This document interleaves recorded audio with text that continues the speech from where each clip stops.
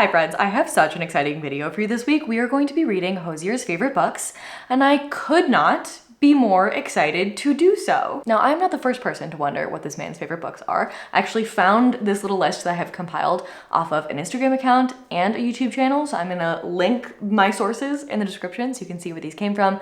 Hear Andrew talk about these books himself. But the things that I have selected, I've got a group of 3 or 4 things that we're gonna read this week, and then my friend and I actually have pit tickets to his show in Raleigh, and I am so excited. I live in Charlotte, North Carolina, so we're actually gonna take a little girls trip to go to the show, and I'm gonna take you guys along with me for that journey, which I'm sure you can tell I am bursting with excitement to do so. So let's quickly go over the TBR, and then we can get into the books and we can go see the music. The things that I'll be reading are 1984 by George Orwell. Can't believe I've never read this before. Such a culturally significant book. The words in here, the phrases in here, Big Brother, doublethink, thought police, so pervasive in our culture. I'm really interested to see how that lands for me. I'm also gonna be trying to read James Joyce again. I failed to read Ulysses when I was in college, when I was getting my English major. And you guys have told me in the comments that this should go better than Ulysses. So I'm excited to pick up Portrait of the Artist as a Young Man.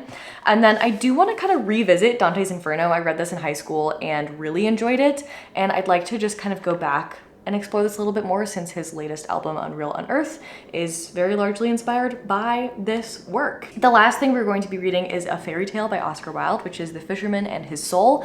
That one I've got on audiobook. That is everything that we are reading. I'm gonna stop talking and start reading, and let's see how the first book went. I have finished reading 1984. I actually finished this a couple of days ago, and it's taken me until now to come talk to you about it because this book messed with my brain so much. I don't really know what I was expecting, but it wasn't this. This book has so much more torture than I thought it would. So heads up on that. I feel like in order to talk about this book, I do have to kind of get into spoilers. So if you haven't read 1984 and you don't want to be spoiled, I wouldn't watch this section. But it is a super old book, and I think even if I say everything that I'm gonna say, you should still read it. I enjoyed it. Well, I don't know if enjoy is the right word for 1984. It changed the way I think about some things, and I think that's the mark of a good book. So in 1984, we are following our main character, Winston Smith. He exists in this world in 1984. This book was written in the 40s, I believe. Yes, 1949 was when this was first published. It's set in a future dystopic world. This time has, of course, since passed for us. In this world, we have a totalitarian government. There is this leader of the party called Big Brother. Everybody loves Big Brother. Big Brother is always watching. There are things called the thought police who try to police your thoughts. This book has a lot to say about language and thought, and the way that our language existing has a lot to do with the things that we are even capable of thinking about. One of the main components of this is this changing of the English language from regular old speak into new speak, where words are taken out of the English language so that rebellion becomes impossible because people simply don't have the words to even think rebellious thoughts. And it was really interesting to think about whether or not our language influences who we are as people. That was such a cool little path to go down. This book does have a lot to say about love, and if there's one thing that Hozier writes, it's a love song. And so I was really interested to see what this was gonna say about love, because the central plot of this is that Winston, our main character, falls in love with this girl. They have this affair, and this is kind of what kicks off this whole thing. And he decides that loving this girl, their love, is the only way that they can rebel against the party. And through a series of other events that I won't get into so I don't spoil the central theme of this, we end up at a point in which that love is challenged multiple times. So basically what happens is, spoiler alert here for the ending of this book, Winston and his girl Julia are both captured by the thought police. They're both taken, tortured so much that they question their reality. One of the things that the party does in this book is they rewrite the past. And so if the party has said that the weather was gonna be this way, or the war was gonna go this way, or this many boots were going to be produced, our main character Winston, part of his job is to go back and rectify things. So if the party says something incorrectly, his job is to go take anything that they've said incorrectly out of the past and rewrite it and destroy any version of the past that is not aligned with what the party said. So basically they are making it so that the past is unchangeable and also doesn't exist. And as Winston's being tortured, this person who's torturing him asks him where the past exists and asks him if it exists in his mind, in his memories, asking him if it exists somewhere in reality. Can he go to the past? We can't go to the past. And then they're talking about how changeable memories are, and it really threw my brain for a loop that, yeah, I guess the past isn't a place that I can go visit, and how do I actually know if the past happened? Lots of implications there for the people who write the history books. We don't know if that's actually what happened, because they could be writing it down incorrectly, and I would know because I wasn't there. That piece was incredibly interesting to me. As Winston's being tortured, we watch him get tortured so much that he gets to a point where he does question his reality, and he starts thinking like the party does. He gets to a point where back when he was living his everyday life before he met Julia, or even as he was having this affair with Julia, he was acting according to the party, and he was thinking not according to the party. He was acting, he was doing all the things he was supposed to do, but he was thinking down with Big Brother. When they break him by torturing him, he's now thinking with the party. His thoughts are all aligned with the party, but his feelings are not, because he still loves Julia, and that love is an act of rebellion. And then they do something else, and they torture him so much. They find the one thing in the world that is the worst thing to him. There's this like special room they go to, and it's absolutely horrifying. It's different for every person. So they do this to both Winston and Julia.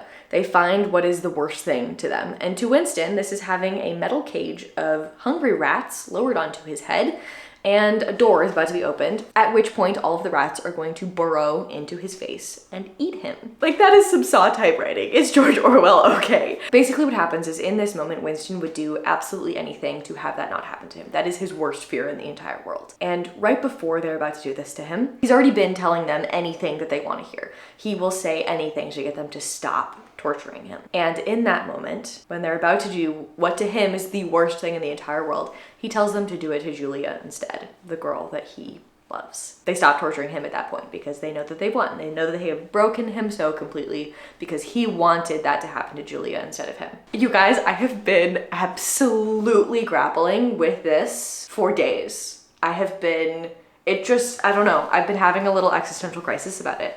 Because I have always heard in any story like this, where we have this dystopian government and we have people in love, it's always that they have their love. That's the one thing that they have in the face of whatever else is going on. But George Orwell does not like happy endings. And in 1984, they break Julia and they break Winston.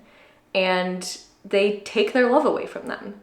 Because after that point, they don't love each other anymore. They can't go back to a time before they said that, because they told someone that they begged someone to do the worst thing in the entire world to the person that they love. And oh my goodness, I've been having a little crisis about it, because that's not a story that I have heard before. And I totally get why Hozier would want to read this story, and I totally get why it would resonate with him on so many levels. We have this rebellion against this totalitarian government, and we also have this really interesting love story that behaves differently from other love stories than I've heard before. Our main character says some nasty, gross things about women, and that really threw me off, and I was having a rough time with it. There's also a weird 10-15 year age gap in here. The woman is much, much younger than the man in this relationship, and that's also super weird, George Orwell. But then the thing that I can't stop thinking about is what happens at the end with this question of love.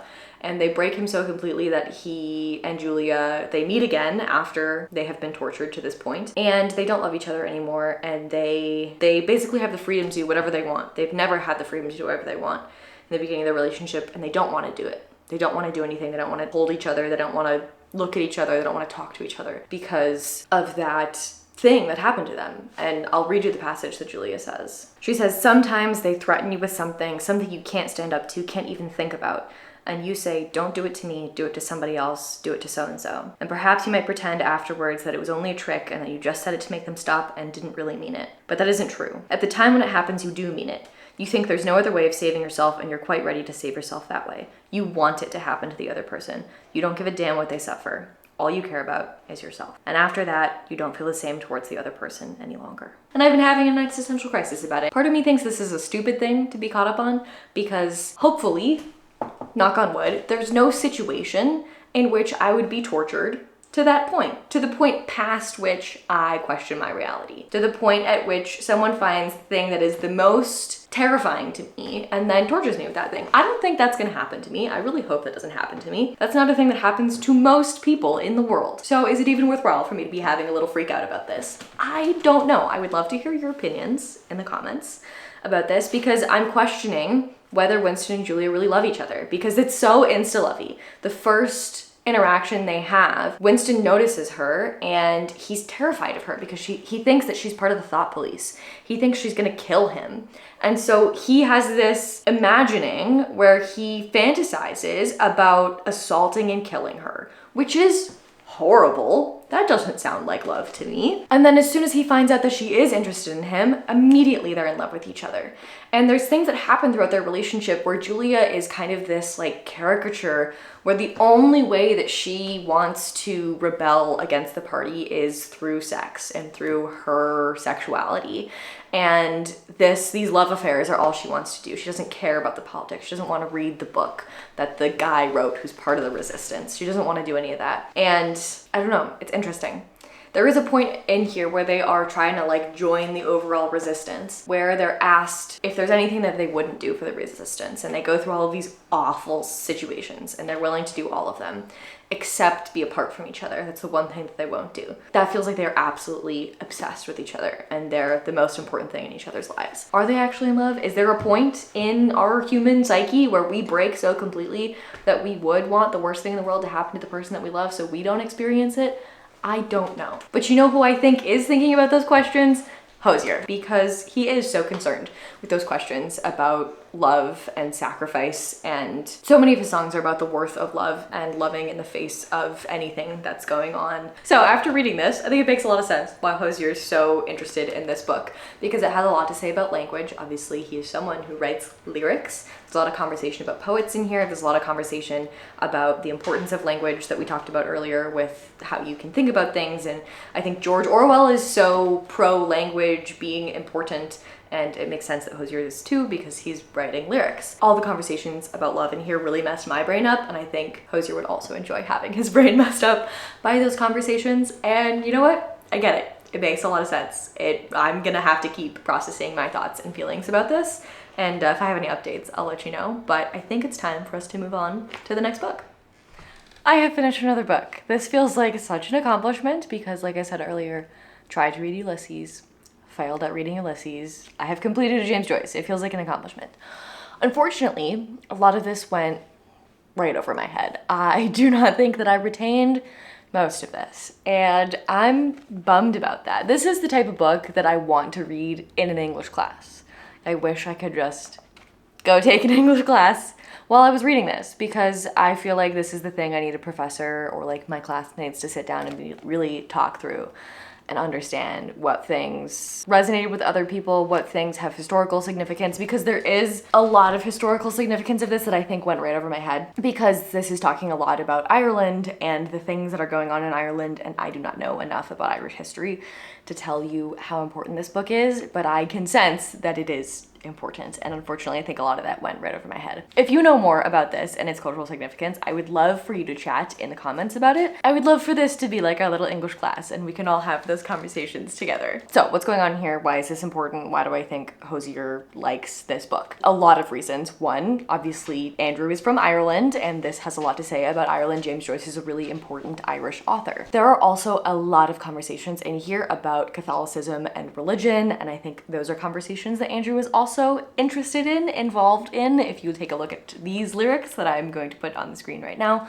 there's a lot of religious imagery. I mean, this whole latest album is Walking Through Hell. So Hozier's definitely interested in religion, definitely interested in these sorts of conversations. Take Me to Church is a song that exists. I had a really interesting time reading this. Our main character has this kind of journey that he goes through with his religion. Deeply, deeply religious and deeply terrified of God, and also also periods where he cannot help but give in to his desires and all of these other sorts of things. And I think that definitely makes sense when you look at Hozier's work and his lyrics and the way that he writes his songs. He's definitely interested in the religion pleasure conversation. As someone who does have a relationship to Catholicism, this was really interesting to read in a lot of different ways. I grew up Catholic, I'm no longer religious. Hearing these conversations and the sermons that our main character is hearing that are very fire and brimstone, that are very aggressive. A lot of his faith is driven by fear, and it's just very interesting to kind of watch that progression. I've been having a lot of conversations with people recently about religion in my personal life. I think it is very interesting to see how people come to religion. I think there's kind of two ways that people become deeply religious, and one of those reasons is because of love, and one of those reasons is because of fear. And obviously there's nuance with that, and people have different levels of love and fear, but I just think it's very, very interesting to watch his progression through this religion, because so much of it is driven by fear, and to just kind of watch how that plays out. At the end of the book, our main character decides that he needs to leave Ireland because he doesn't feel like he belongs there. He doesn't feel like he can be an artist in Ireland because he no longer has this relationship to his faith, and his mother really wants him to have that relationship. And he has this conversation with a friend about the Eucharist and about his mother really wanting him to take communion, and him saying that if he doesn't believe in it anymore, he can't do that because he did used to believe in it. This person who's talking to him is basically saying, look, this would make your mother happy. Why don't you just do this? He basically says, I don't believe in this, I don't disbelieve in this, and therefore I can't. And I just thought that was a really interesting takeaway. This is ultimately a coming of age story that is deeply Irish, deeply religious, deeply all about what it is to be an artist and the relationships that you can or cannot have as an artist, and this one person's relationship to all of those. This book is said to be largely autobiographical of James Joyce's actual life, and I found it to be very interesting to think about, but also not an enjoyable reading experience because I did not know what was going on most of the time. I could not tell you that I wanted to ever pick this up, and I probably would have DNF'd it if it weren't for this video, but I am glad to have read this. So I don't know if I would recommend it, but it was an interesting thing to have read, and I think makes sense for all the reasons, like we said, that Hozier recommends this, because he is Irish, because this does talk a lot about Ireland, because this is concerned with what it is to be an artist and what it is to be questioning your faith and have your faith being questioned as an artist. This man wants to become a priest at one point in this book, so it's very extreme conversations around that, and I think if you're having those conversations in your head, finding the most extreme version of that in a book is a great way to kind of sort out those feelings in your own head, even if they are a little more nuanced. The dogs are both here. They would like pets. I'm going to stop talking about this book so I can give these boys a little bit of love, and we'll read our last book, which is going to be Oscar Wilde's The Fisherman and His Soul. So we do have one more book that we need to chat about, but I have now been to the concert and I would like to share some footage with you guys. So I'm going to roll that while we chat through how that experience was. Like I mentioned earlier, I live in Charlotte, North Carolina. The show was in Raleigh, North Carolina, so my friend and I drove 2 hours, 2.5 hours-ish to go see the show. It was such a fun experience. I think traveling to go to the show made it even more special, and I just had the best time. We got there at about 3, had a really lovely little lunch in Raleigh at this place called Whiskey Kitchen, and then we got ready in the hotel and stood in line for many, many hours. We got to the venue at about 4:30. I think that worked out really well. There were already people in line, but we were able to get, I would say we were 3 or 4 people from the barricade. Never in my life have I had pit tickets at a show where it's not just general admission. And the week that I went to this concert, I had 2 shows back to back. We went to Janelle Monáe in Charlotte, and then the next morning we packed up and went to Raleigh for Hozier's show, and it was just one of the most incredible weeks I've ever had. I absolutely love live music, and these 2 shows were absolutely incredible. I'm gonna play you a couple of short clips of the actual concert itself, and then I'll see you back here and we can talk about the final book. In the blackness of it.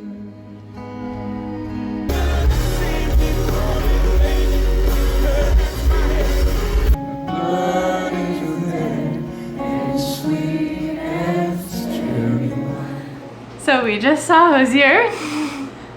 I'm so unwell. He played so many more things than we thought he was gonna play. He played Damage Gets Done. He played First Light. He played Nina Cried Power. I know, and he told the story behind Mavis Staples and like his personal inspiration from her. Obviously, she's an inspiration regardless, but his personal connection to it. And I think that was actually when I was about to start crying for some reason. Yeah. And then when he played Take Me to Church and pulled out the flag, I was like, ah! But then I ended up crying at, I forgot what song. Unknown. Yeah, oh yeah, of course it was Unknown. I was kind of blacking out, my bad. Yeah, wow. We got merch. Yes. You wanna see? Oh my gosh. Where's my merch? Okay, so I got a little sweatshirt, and on the back, we got a little flower, and it says to share the space with simple living things. And I'm obsessed with it. Did I pay $70 for a sweatshirt? Yes. Do I regret it? Absolutely not. I got, it's the Eat Your Young, like graphic, and it has Hozier's signature at the bottom, and it has Hozier on the back. It's a big white t-shirt, and if anyone knows me, I'm bound to spill on it tomorrow. That's okay. I am happy I paid $50 for this. Also, can we have a moment for the fits? Incredible! We have docs on as well. Oh, okay, I can't lift my leg that high right now.